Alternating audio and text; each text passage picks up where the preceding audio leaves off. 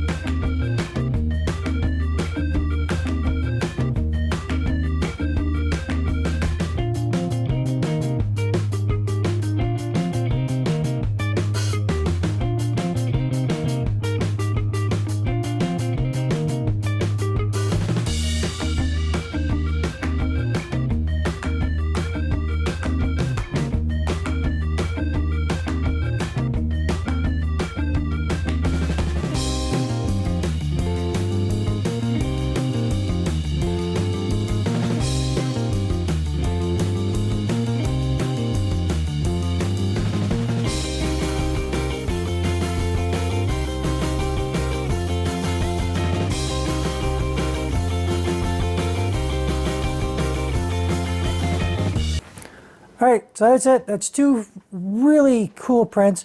The first one, those lines that go across, my other 3D printer can't even come close to doing that.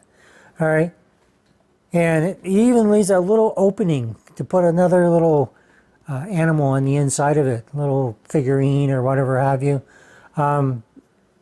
Considering that if you're thinking about getting one of these printers, I highly recommend it. It's one of the best printers I've ever seen.